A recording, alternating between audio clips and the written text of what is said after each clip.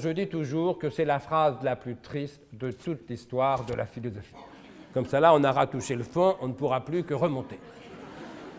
Alors, quand je désire ce que je n'ai pas, le manque, c'est ce que Schopenhauer, comme tout le monde, appelle la souffrance. J'ai faim, il n'y a pas à manger, souffrance. J'ai soif, il n'y a pas à boire, souffrance. Je l'aime, elle ne m'aime pas, souffrance.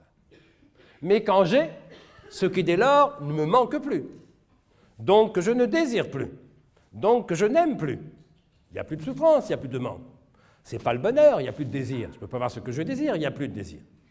Ce n'est pas le bonheur, ce n'est pas le malheur, c'est ce que Schopenhauer appelle simplement et fortement l'ennui. Je suis content de voir que ça vous parle. Qu'est-ce que c'est que l'ennui? Ce n'est pas le bonheur, ce n'est pas le malheur. L'ennui, c'est l'absence du bonheur au lieu même de sa présence attendue. J'avais rendez-vous avec le bonheur. Je me disais, qu'est-ce que je serais heureux si, qu'est-ce que je serais heureux quand? Le si se réalise, le quand c'est aujourd'hui, je ne suis pas heureux pour autant. Et j'avais rendez-vous avec le bonheur, je suis au rendez-vous, le bonheur n'y est pas. Le bonheur m'a posé un lapin. Ce n'est pas que je sois malheureux, je ne suis ni heureux ni malheureux, simplement je m'emmerde. Eh bien, la phrase la plus triste de toute l'histoire de la philosophie, selon moi, écrite donc par Schopenhauer, est la phrase suivante. Schopenhauer écrit « Ainsi, toute notre vie oscille comme un pendule, de droite à gauche, de la souffrance à l'ennui. » Fin de citation. Ainsi, toute notre vie oscille comme un pendule, de droite à gauche, de la souffrance à l'ennui. Souffrance parce que je désire ce que je n'ai pas et je souffre de ce manque.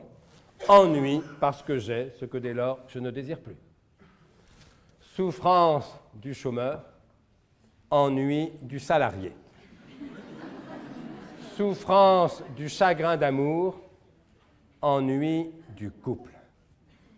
Ça vous amuse moins. Vous voyez, l'essentiel malgré tout. Ce n'est pas vous qui doivent le reprocher.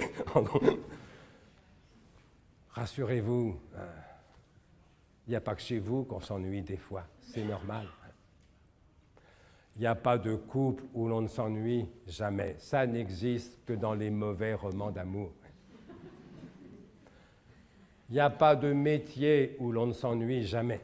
Ça n'existe que dans les mauvais livres de management, ce qui pour le coup est une espèce de pléonasme. Le philosophe Alain disait plus lucidement au début du XXe siècle « Le seul métier où l'on ne s'ennuie jamais, c'est celui qu'on ne fait pas. » Mais oui, bien sûr. Moi, si quelqu'un me dit « Je ne m'ennuie jamais au boulot », ma première réaction, ce n'est pas de me dire « Tiens, il doit travailler aux hôpitaux universitaires de Genève. » Ma première réaction, c'est de me dire « Encore un menteur » ou bien « un inactif ».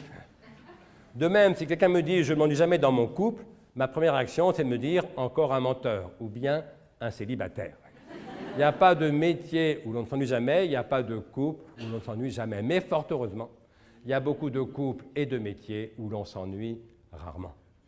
Où l'ennui n'est pas la règle, mais l'exception, bien sûr. Un couple heureux, ce n'est pas un couple où l'on ne s'ennuie jamais, arrêtez de rêver. Un couple heureux, c'est un couple où l'on s'ennuie beaucoup moins à deux que tout seul. C'est déjà pas mal. Et un couple vraiment très heureux, c'est un couple où l'on s'ennuie beaucoup moins à deux qu'avec tous les autres. Et là, croyez-moi, ça devient franchement délicieux. Un boulot heureux, ce n'est pas un métier où l'on ne s'ennuie jamais. Arrêtez de rêver. C'est parfois un métier où l'on s'ennuie moins que pendant les vacances. Ça peut arriver. C'est peut-être un métier où vous ennuyez moins que vous ne vous ennuierez pendant la retraite. Ça peut arriver aussi. Et c'est ça que Platon n'arrive pas à expliquer. Autrement dit, il y a une chose qui donne tort à Platon, peut-être une seule ou plusieurs, mais qui reviennent tout de même. Ce qui donne tort à Platon, c'est ce fait incontestable qu'il existe parfois des couples heureux.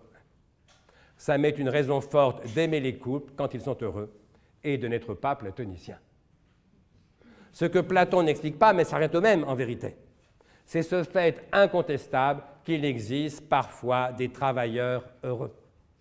Ça met une raison forte d'aimer le travail quand il est heureux.